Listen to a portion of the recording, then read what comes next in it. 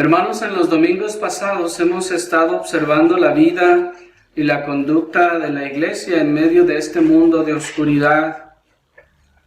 Y vimos ya cómo la iglesia posee una política o unos procedimientos que son singulares.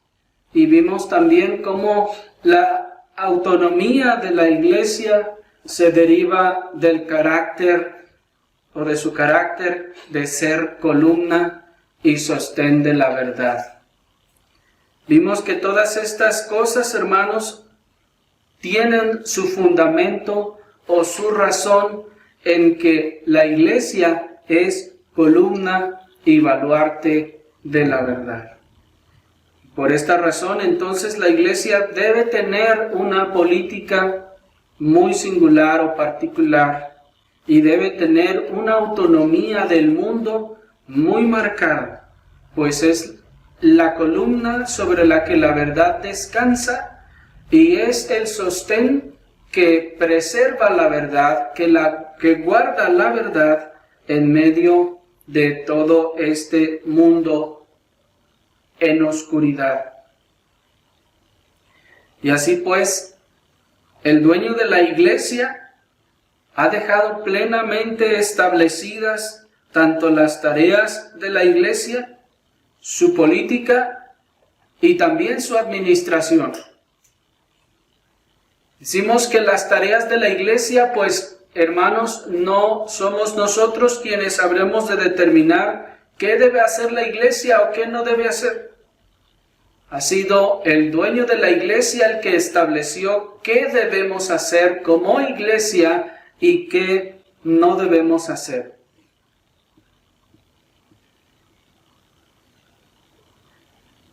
Así también nos ha dejado el Señor una política clara.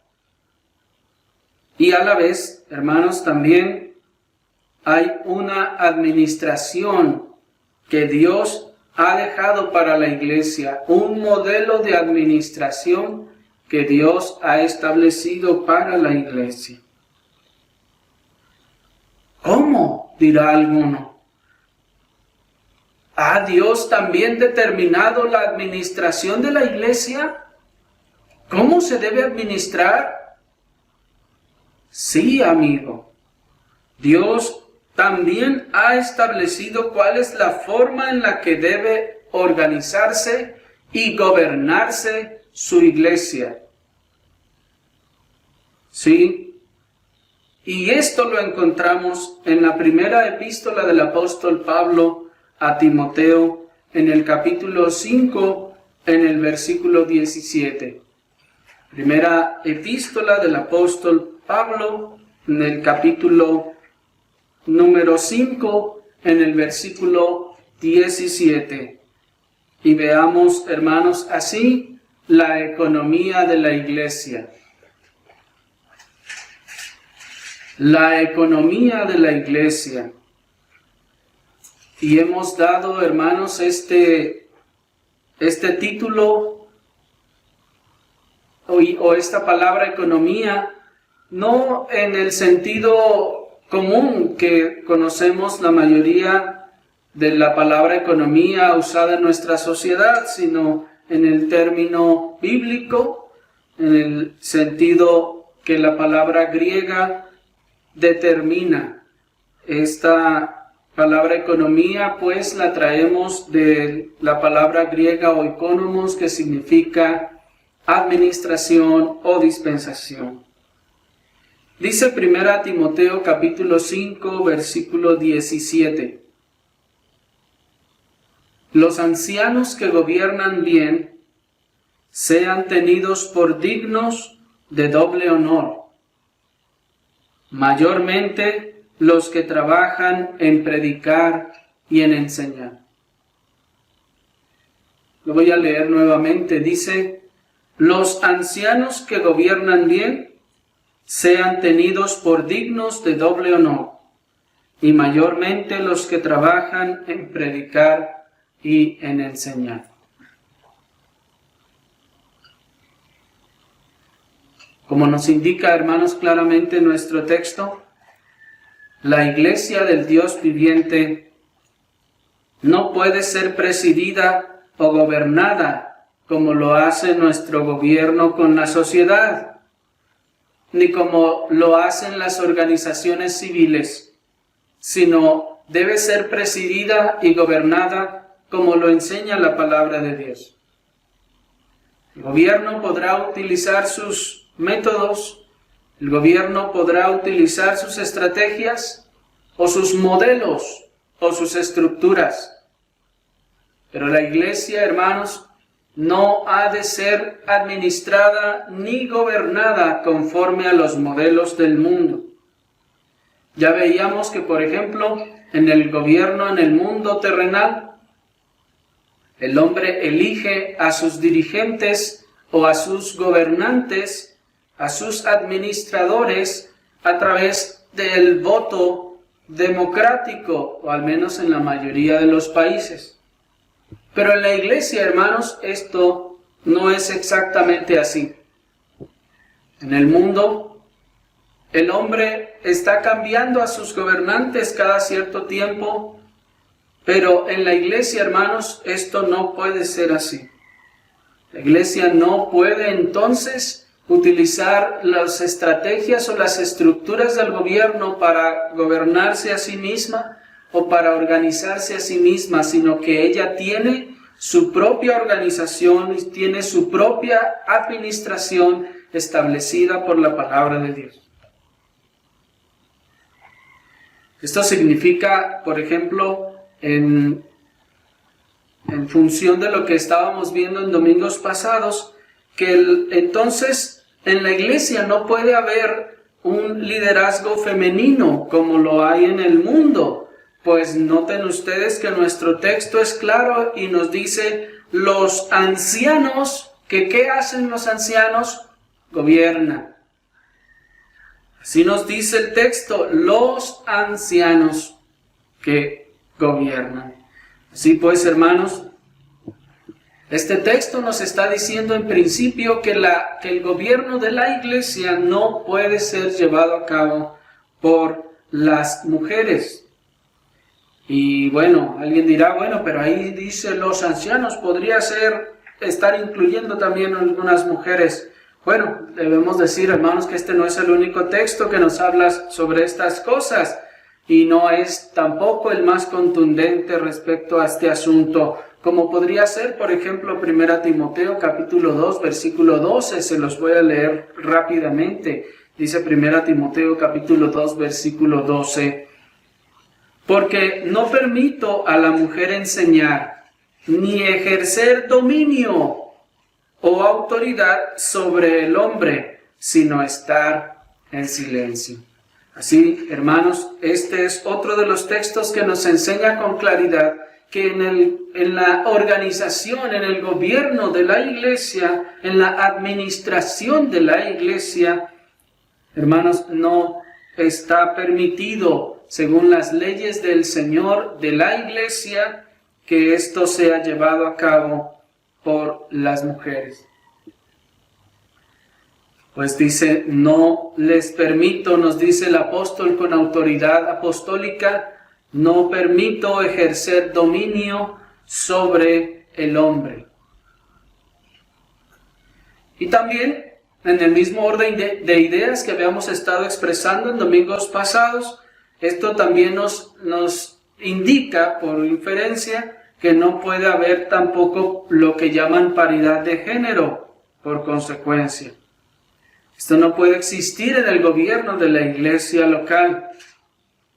En el gobierno de la iglesia del Dios viviente, pues la enseñanza de la Escritura es clara, los ancianos. Y no permito, dice el apóstol, a la mujer enseñar.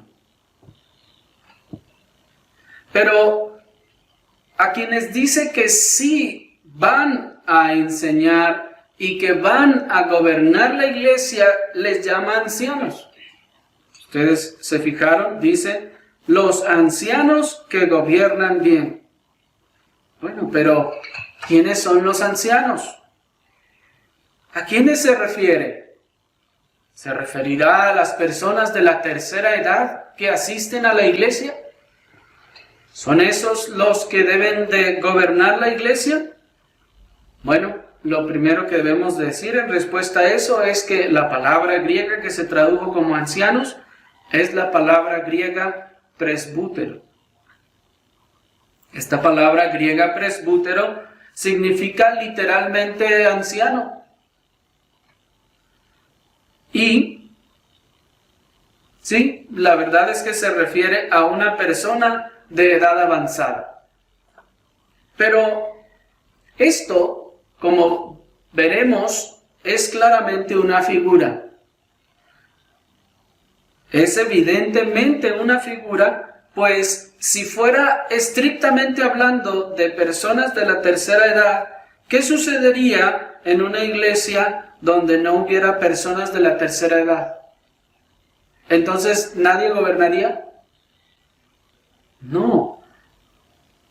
¿O qué sucedería si, está bien, las hubiera, pero estas personas no están en condición de servir, no están en condición de trabajar, están llenos de achaques o tal vez con enfermedades y no pueden estar trabajando, hermanos, en la iglesia del Señor? ¿Qué debemos hacer en este caso? Bueno, es claro que la enseñanza de la Escritura no nos está diciendo que los ancianos son personas de edad avanzada físicamente. La figura, pues, que nos es representada con la palabra anciano es la de un varón maduro en la fe y en la palabra. Voy a repetirles eso, hermanos. La figura que nos es representada aquí con la palabra anciano es la de un varón maduro en la fe y en la palabra.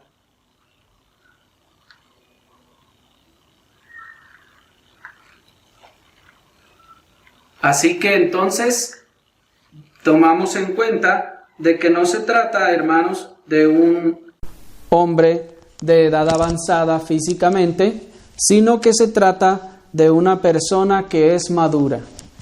La figura misma del anciano nos está hablando que de manera natural un anciano, o se espera de un anciano que sea maduro. Se espera de un anciano que sea sabio, se espera de un anciano que sea prudente, se espera de un anciano que sea experto, al menos domine de alguna forma alguna cosa.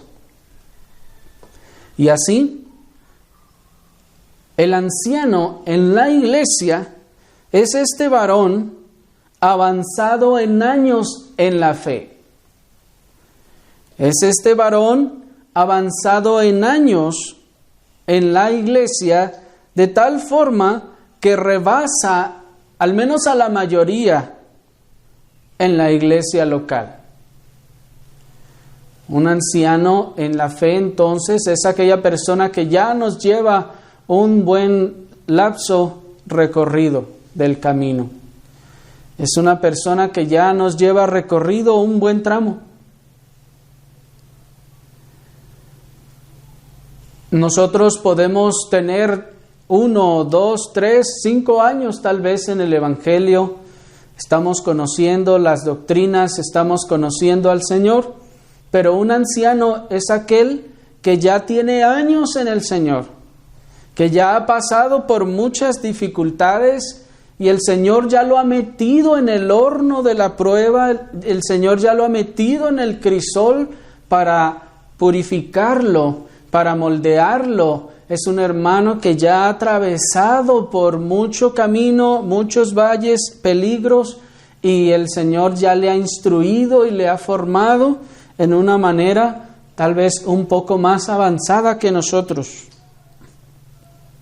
Este es un anciano.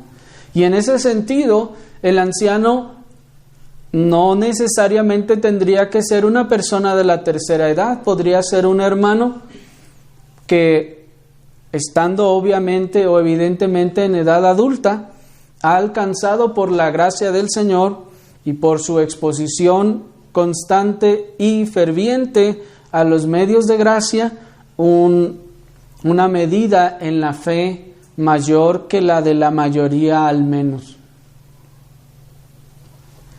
Este varón entonces, en la administración de Dios para su iglesia, es llamado a formar parte de uno de los 3 segmentos que la Escritura enseña que se divide y se organiza la iglesia del Dios viviente. Les estaba diciendo que entonces el anciano es otro hermano, es otra oveja que está dentro del mismo redil, pero que ya nos lleva mucho tiempo caminado.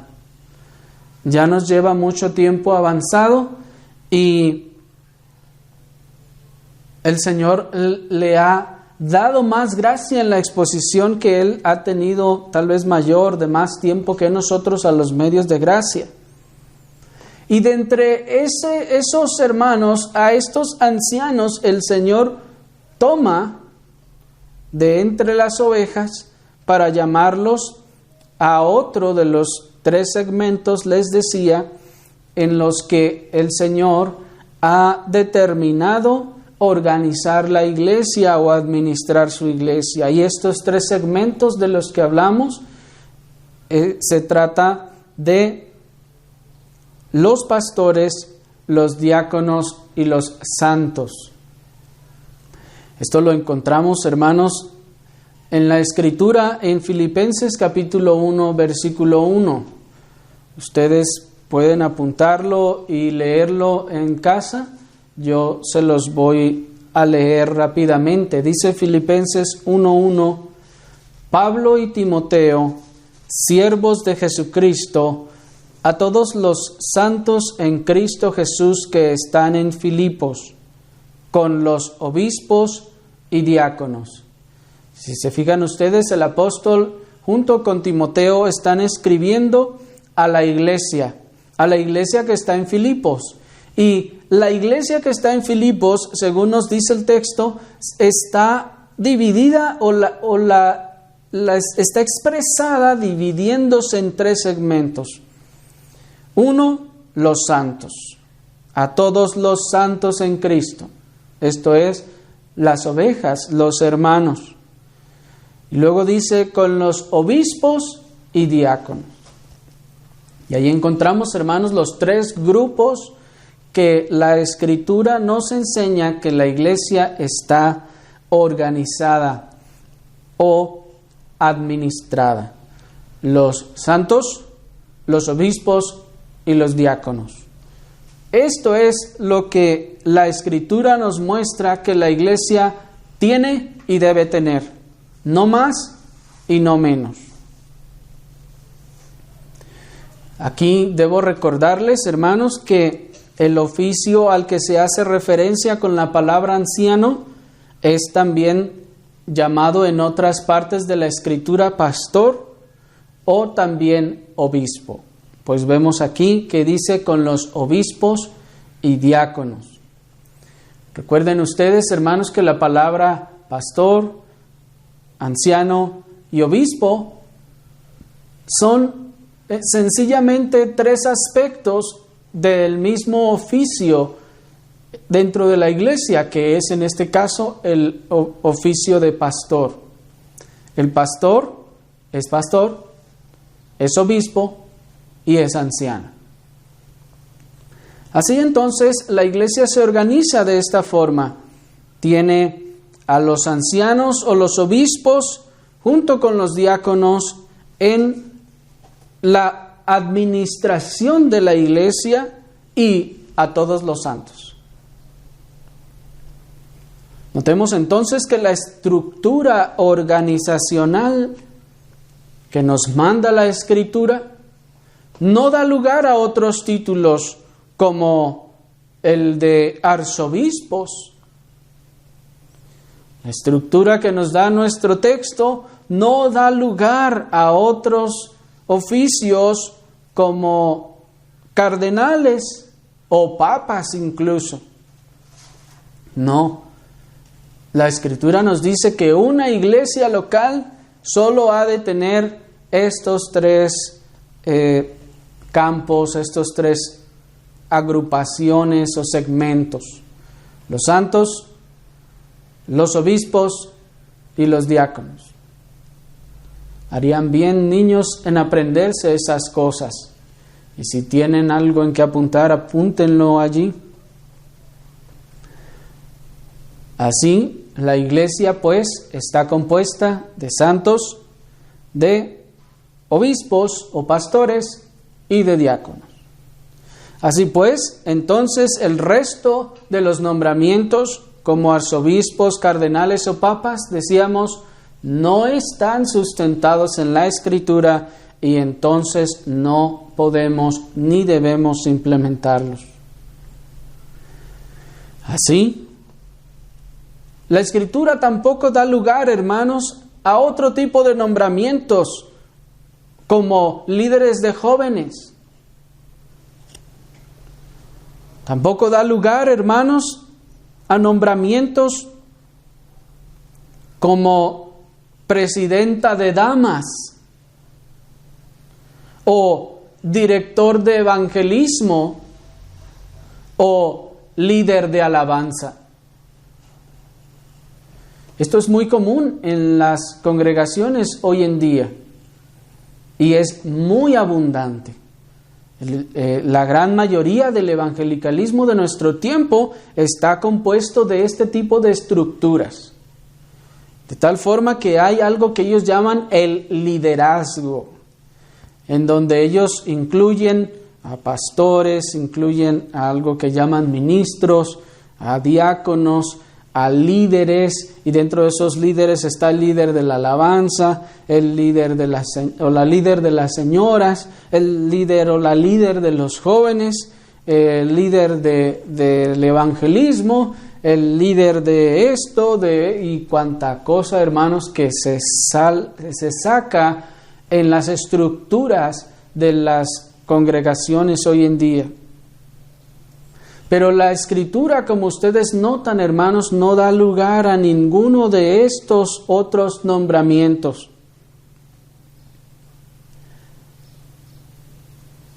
Que el evangelicalismo de nuestro tiempo haya cavado tan hondo para cimentar sus estructuras actuales, de tal manera que ya no puede imaginar una iglesia sin estas estructuras humanas, organizacionales. Esto de ninguna manera significa que sean bíblicas, o que deban ser adoptadas, o que deban incluso ser conservadas por alguna iglesia que está siendo traída a la verdad.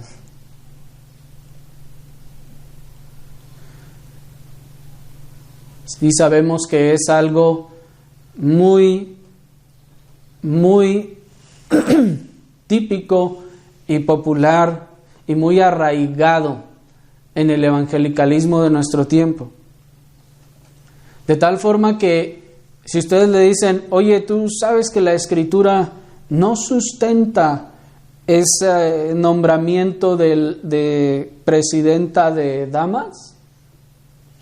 ¿Sabes que la Escritura no sustenta ese nombramiento de líder de alabanza?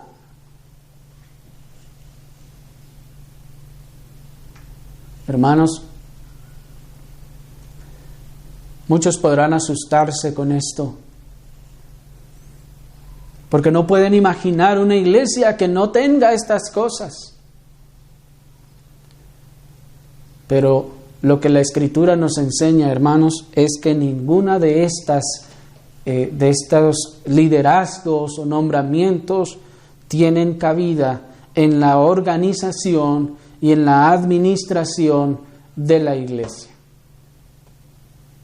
Y si ya vimos en domingos pasados que la iglesia es columna y baluarte de la verdad y que por lo tanto no puede conducirse como ella quiera, no puede actuar como se le ocurra, no puede tomar una estructura porque funciona, porque dicen algunos ayuda. No, es que miren esto cuánto nos ha ayudado a organizarnos y a que todo camine bien. Hermanos, por más bueno o agradable o funcional que parezca ser la estructura, si no está en la Escritura, hermanos, y no puede ser sustentada en la Escritura o incluso contradice la Escritura, hermanos, no hay razón para conservarla.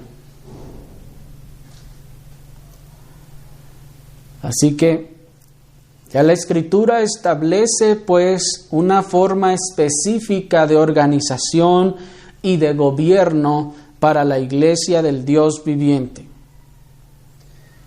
Y esta entonces no puede inventarse estructuras denominacionales al mero estilo de las empresas o de los sistemas del mundo, sistemas que en muchos casos son piramidales.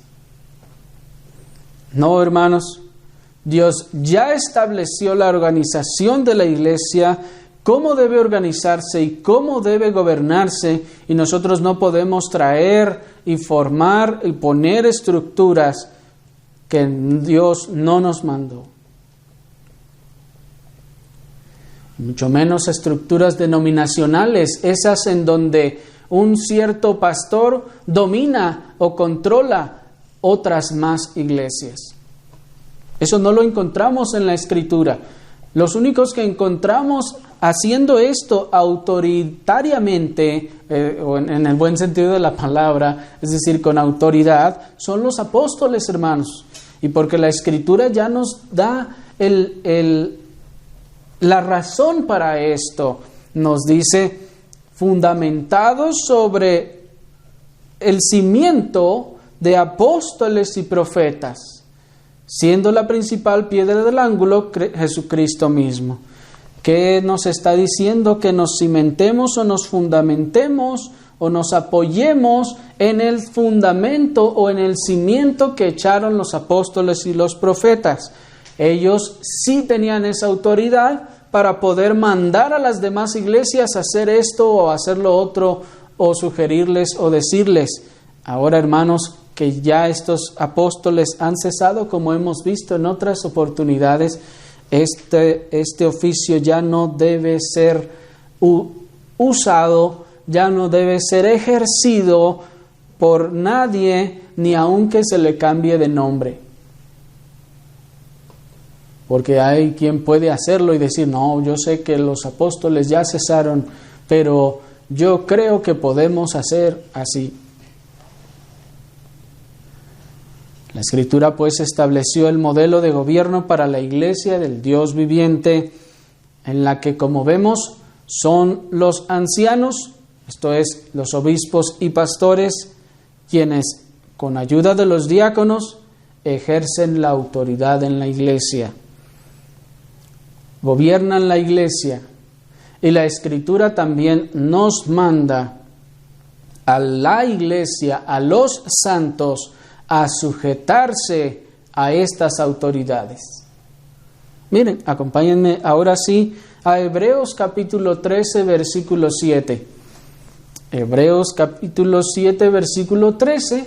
Aquí está el Señor complementando esta administración y esta organización que ha hecho de la Iglesia, mandando a los santos, al resto de la Iglesia, a hacer su parte. Dice Hebreos capítulo 7, versículo 13, obedeced a vuestros pastores y sujetaos a ellos, porque ellos velan por vuestras almas, como quienes han de dar cuenta, para que lo hagan con alegría y no quejándose, porque esto no os es provechoso. Se los leo una vez más. Obedeced a vuestros pastores y sujetaos a ellos, porque ellos velan por vuestras almas, como quienes han de dar cuenta, para que lo hagan con alegría y no quejándose, pues esto no os es provechoso. Hermanos, lo que nuestro texto está ya teniendo en cuenta para decirnos estas palabras es que la gracia de Dios ha capacitado sobrenaturalmente en una medida mayor a aquellos a quienes Dios ha establecido como pastores del rebaño. ¿Por qué tenemos que sujetarnos a ellos si son ovejas como nosotros? ¿Por qué tenemos que obedecerles si son ovejas como nosotros? Sí, son ovejas como nosotros, pero debemos tener en cuenta que la gracia de Dios les ha capacitado en una medida mayor para poder atender las necesidades del rebaño. Como se ha dicho, ciertamente el pastor es una oveja, pero una oveja a la que el gran pastor de las ovejas ha escogido para presidir al resto del rebaño local. Les repito esto. Como se ha dicho, el pastor ciertamente es una oveja, pero una oveja a la que el gran pastor de las ovejas ha escogido para presidir al resto del rebaño local y a quien ha otorgado una medida mayor de gracia para cumplir una función que no se encomendó al resto de las ovejas. El Señor, pues, ha determinado que como ha escogido a este anciano, a este pastor de entre las ovejas, el Señor en su gracia le ha capacitado con mayores bendiciones, dones o gracias para poder ejercer una labor a la que no ha llamado también al resto de los demás hermanos, al resto de las ovejas. Lo que estamos diciendo con esto, hermanos, es que Dios capacita a los pastores.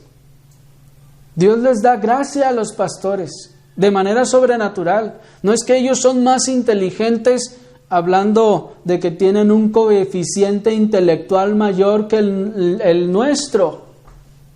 No, probablemente, como ya hemos dicho en otras ocasiones, podrá tener un coeficiente intelectual promedio o podrá tener una capacidad a veces tal vez inferior que la de algunos otros en la iglesia, pero ya que Dios le ha escogido a él y ya que Dios le ha puesto para presidir a las ovejas de ese rebaño, Dios le da una medida de gracia especial al obispo, al anciano, al pastor para hacer su tarea.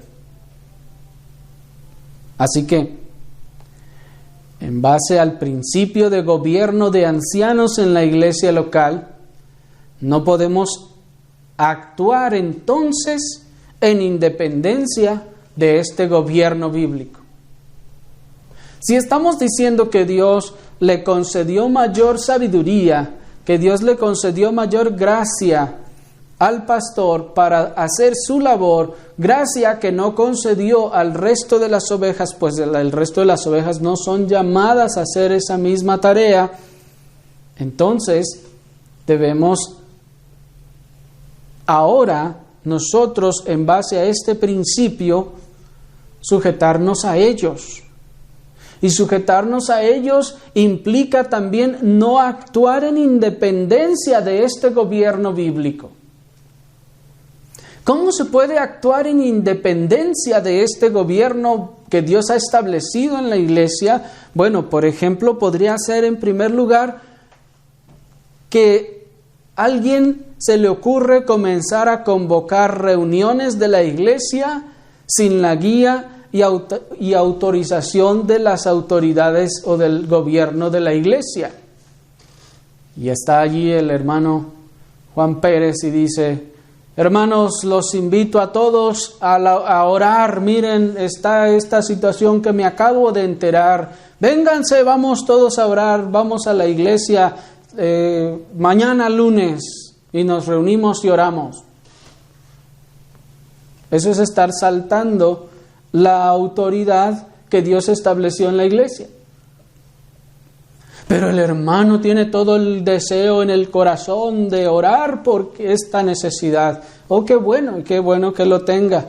Y gracias al Señor que le da ese amor por los demás hermanos. Pero ¿qué es lo que tiene que hacer? Tiene que sujetarse. ¿Qué dice el versículo? Obedecer a los pastores y sujetarse a ellos. Dios les ha dado, pues, no solo les puso como autoridad sobre la iglesia, sino que también les concedió, como veíamos, una medida mayor de sabiduría y de gracia, de entendimiento, de discernimiento, para que pueda tomar las decisiones santas conforme a la Escritura para el bien de la iglesia y para el bien de toda la iglesia. Tal hermano lo que debiera hacer entonces es ir con el pastor y decirle: oiga, pastor, mire, me acabo de enterar que hay esta necesidad. Mire, yo pienso que pudiéramos ponernos a orar o hacer tal cosa. Entonces el pastor ya le diría: oh hermano, qué bueno, vamos a hacerlo de esta forma. Probablemente el hermano ha ideado una forma de suplir la situación muy conveniente, muy correcta, y entonces el pastor a continuación le dirá: está bien hermano, entonces hágalo. Y ya ahora andará y caminará con la guía y la autorización de la autoridad del gobierno de la iglesia local. De otro modo, entonces, está actuando fuera de la organización, de la administración de la iglesia local.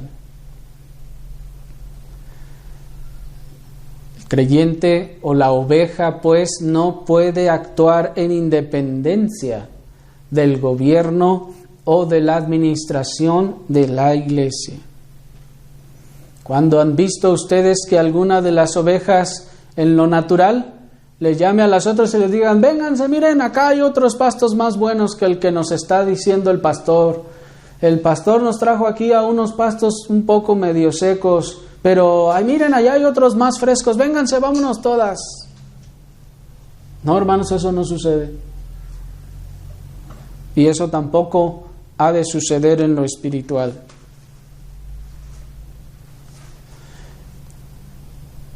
¿Qué significa entonces que hemos de confiar en la autoridad y la gracia que Dios da a las autoridades de la iglesia? Eso también significa que no podemos improvisar una reunión o estudio bíblico con otras personas o hermanos en mi casa o en la casa de otros hermanos sin la guía, dirección y autorización de las autoridades de la iglesia. ¿Por qué? Porque es la autoridad de la iglesia la encargada entonces de administrar todas las cosas que tienen que ver con el accionar de la iglesia. Dios puso a los pastores, ancianos, obispos como administradores, como gobernadores en ese sentido de la casa de Dios. Y son ellos los que han de administrar todos los dones y los bienes que Dios dispensa para esa iglesia local.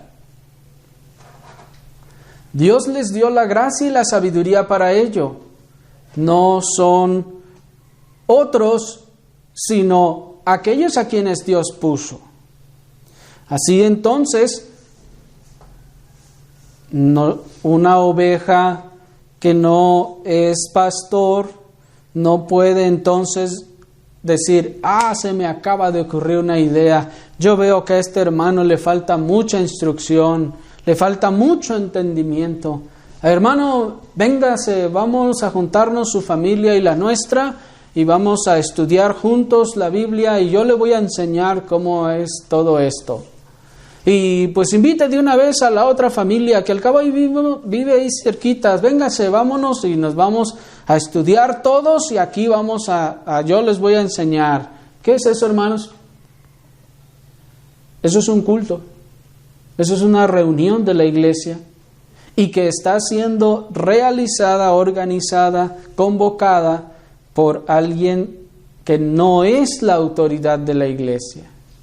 que está siendo administrada por alguien que no es, a quien Dios no puso como administrador en la iglesia.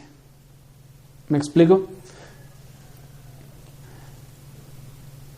¿Qué es lo que entonces debe hacer este hermano? Bueno, este hermano tiene que ir con el pastor y decirle: oiga, pastor, yo he notado que el hermano o la hermana fulano le falta esta instrucción, le falta esto, mire, yo creo que alguien debe enseñarle o esto o lo otro. Entonces ya el pastor puede dictarle: mire, hermano, vamos a proceder así.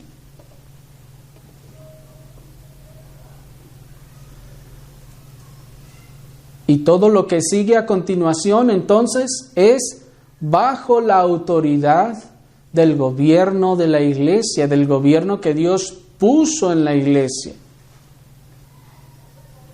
Acuérdense lo que decía aquel hombre que se acercó a nuestro Señor Jesucristo y tenía a su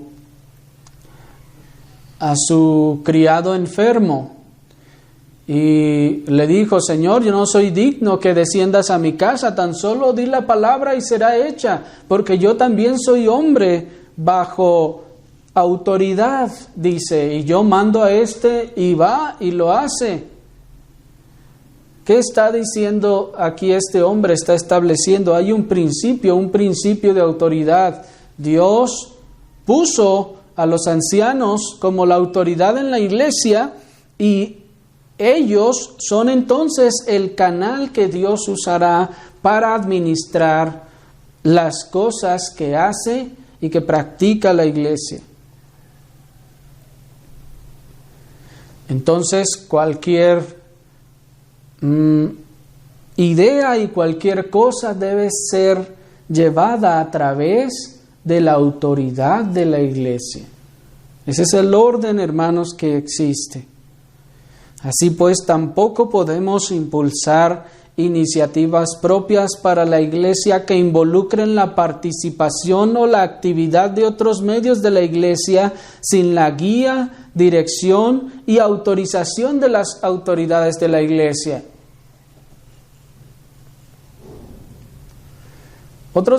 Es decir, a mí se me ocurre que debemos hacer esto, o alguien dirá: a mí se me ocurre que deberíamos de hacer un grupo de alabanza.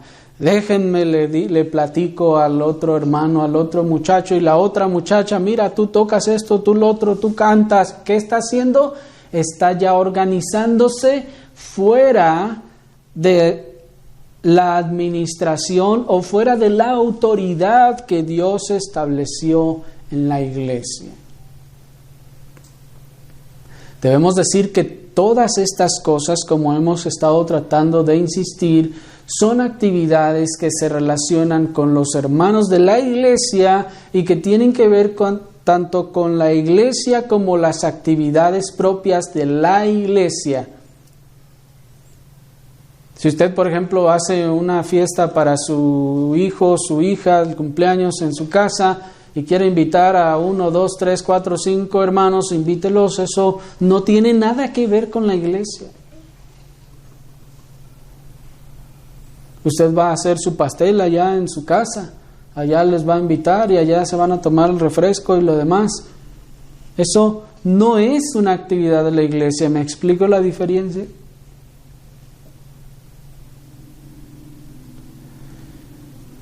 Así pues, debemos someter toda idea e iniciativa al juicio y guía bíblicos de las autoridades de la iglesia. Debemos someter toda idea e iniciativa, hermanos, al juicio y guía bíblicos de las autoridades de la iglesia.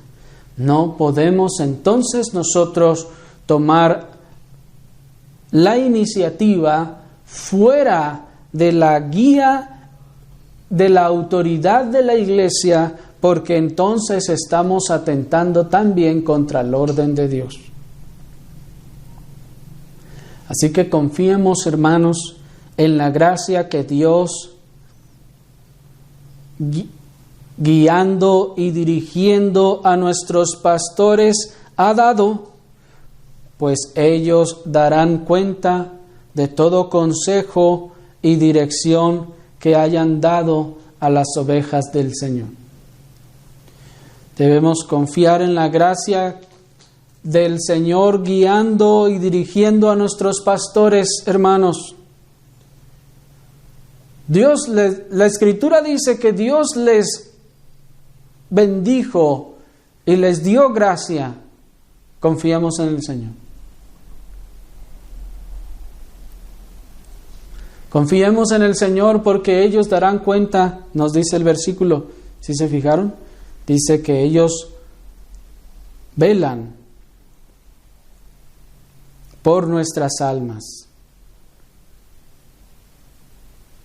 ¿Por qué? Como quienes han de dar cuenta. Ellos, hermanos, van a dar cuenta de las decisiones y los consejos que hayan dado a los hermanos. De otro modo, si usted no va y pide guía, si usted no va y consulta, si usted no va y pide dirección, si usted toma la iniciativa y se mueve solo, usted será quien dará cuenta sobre sus acciones y las consecuencias o efectos colaterales que éstas ejerzan en la iglesia del Dios viviente.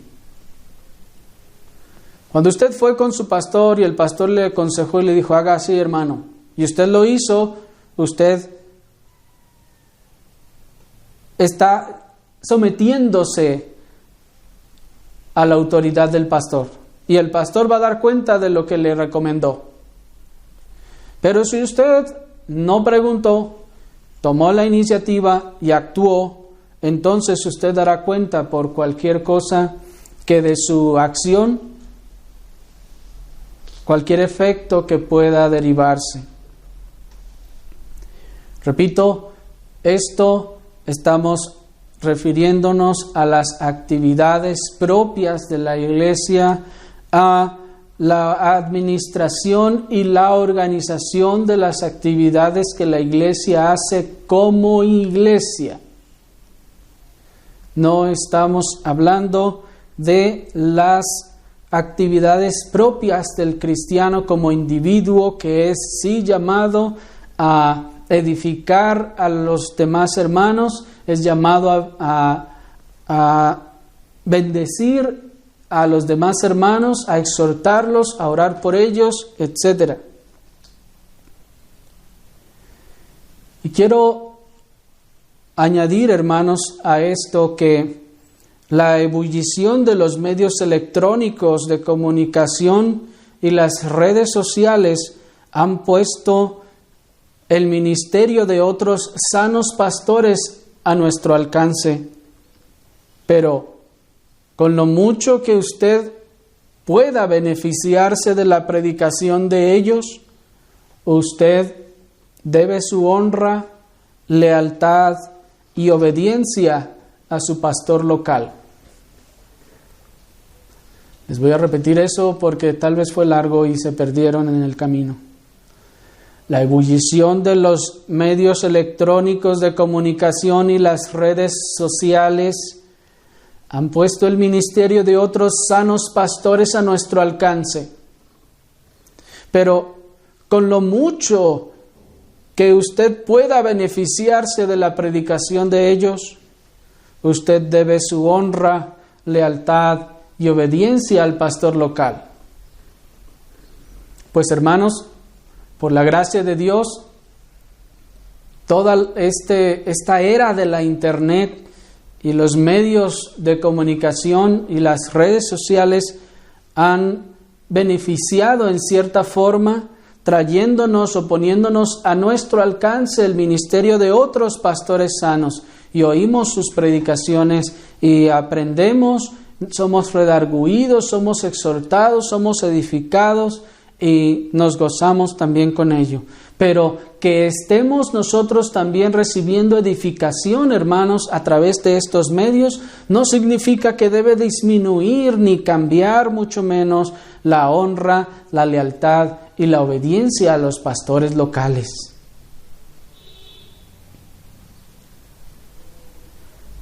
a él, a su pastor local, es a quien tiene usted que consultar en caso de alguna duda. A él es a quien usted tiene que acudir cuando necesite un consejo. A él es a quien se tiene que dirigir en busca de pasto espiritual. Porque, hermanos, con lo bueno que esta situación del Internet está haciendo para acercarnos ministerios sanos de otros pastores, también puede tentarnos, hermanos, a deshonrar a nuestros pastores locales. ¿Cómo?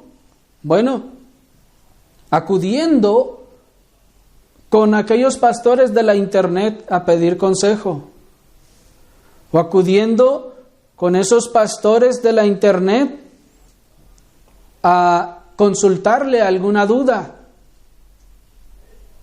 Y ahora estamos hablando de pastores sanos, ¿eh?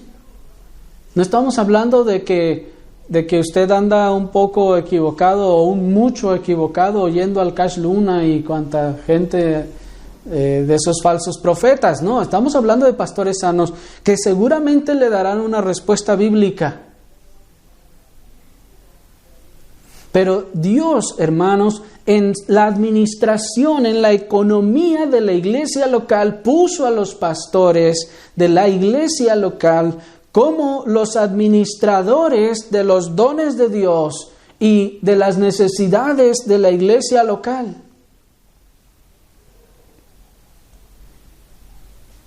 El pastor de la Internet no le conoce a usted como su pastor local. El pastor de la Internet no conoce su situación verdadera como la conoce su pastor de la iglesia local. El pastor de la Internet no conoce todo el trasfondo y todas las otras dificultades o pruebas o tentaciones por las que usted ha pasado, y entonces, aunque el consejo pueda ser bueno, no será igualmente aplicado o efectivo que el de su pastor local, que le conoce a usted, que conoce su carácter, su personalidad, que conoce su caso, que conoce sus antecedentes, que conoce muchas cosas del entorno e incluso del país.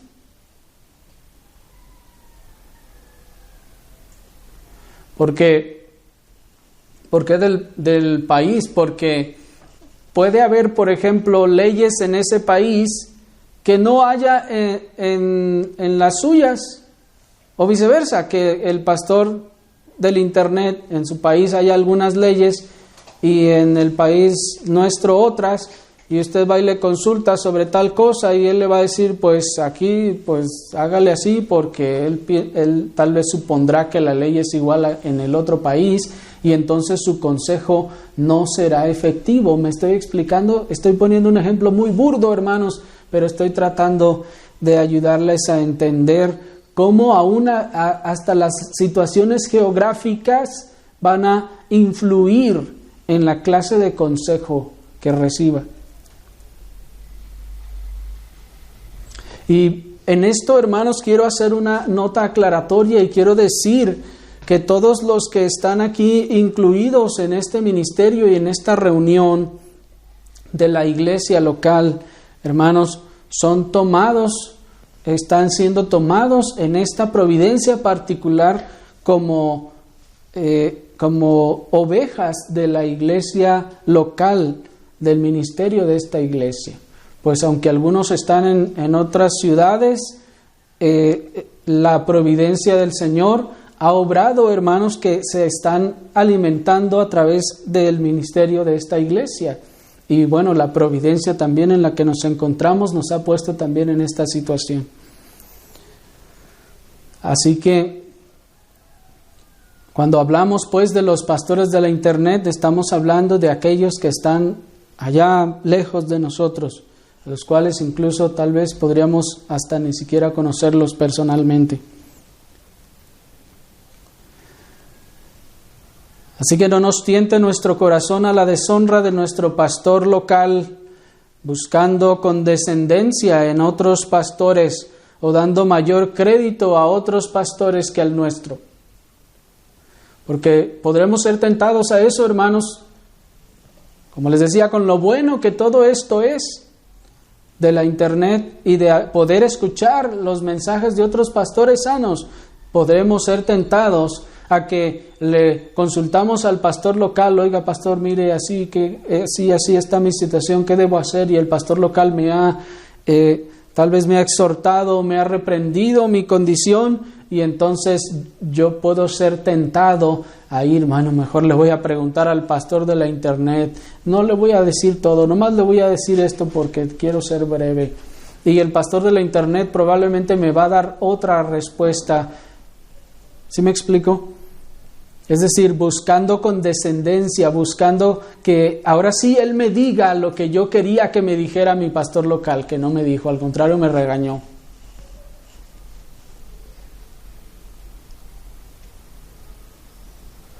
Como las personas que preguntan a su pastor: oiga, pastor, ¿cómo es esta situación? ¿Cómo es aquí? Y el pastor les dice: hermanos, es que la Escritura enseña esto. Y se queda: no, se me hace que eso no es así. Yo creo que mi pastor no tiene suficiente entendimiento. Le voy a preguntar al pastor de la internet, a ver si él tiene un mejor conocimiento y él me explica más claramente. Oiga, pastor, esto y esto y esto y esto. ¿Me explico? Está deshonrando, hermanos, el ministerio de su pastor local. Porque noten el texto. Dice: obedeced a vuestros pastores, sujetaos a ellos. ¿Por qué? Porque Dios los puso y ellos velan. Dice, ellos son, sus pastores locales son los que velan por vuestras almas. ¿Quién está velando por vuestras almas? ¿Quién está velando por su alma, hermano? ¿El pastor local o el pastor del internet? ¿Quién está orando por usted y por su condición espiritual? ¿Su pastor local que lo conoce a usted o el pastor de la internet? ¿Quién se angustia y se aflige por el estado de su alma? ¿El pastor local o el pastor de la internet? Por muy sano que sea. ¿Quién sufre su falta de obediencia y de sujeción a la verdad? ¿Su pastor local o el pastor de la internet? El pastor de la internet tal vez ni lo conoce, ni sabe si usted obedece o no obedece a la palabra.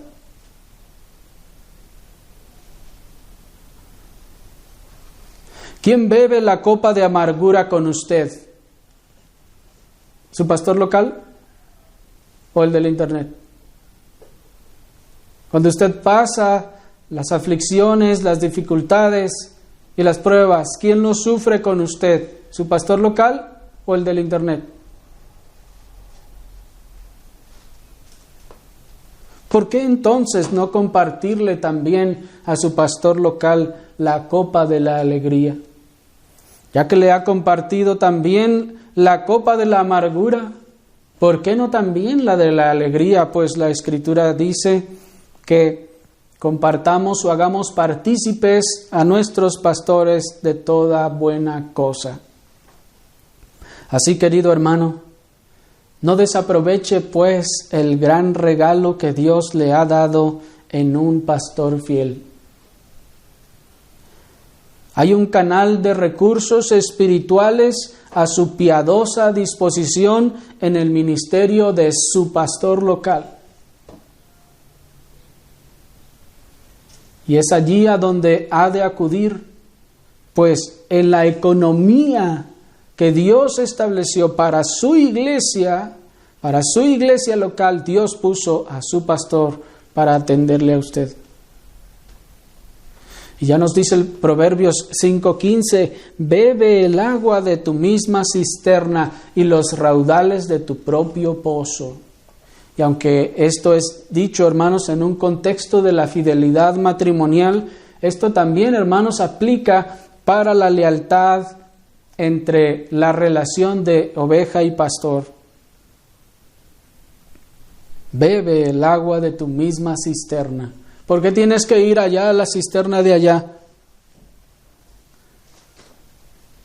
Y con esto no estamos diciendo que dejen de escuchar a los pastores sanos y fieles que sus pastores les han recomendado o les han autorizado, sino que, hermanos, a la hora de consultar, a la hora de preguntar, a la hora de hacer partícipe la economía, la administración que Dios dejó para la iglesia local, es que usted vaya con su pastor local y usted se sujete a su pastor local. Pues nuestro texto sigue clamando: los ancianos que gobiernan bien sean tenidos por dignos de doble honor, y mayormente los que trabajan en predicar y en enseñar. Y así, hermanos, si el Señor nos concede, la próxima ocasión vamos a ver esta última frase de nuestro texto: mayormente los que trabajan en enseñar y en predicar. Oremos, hermanos, así al Señor.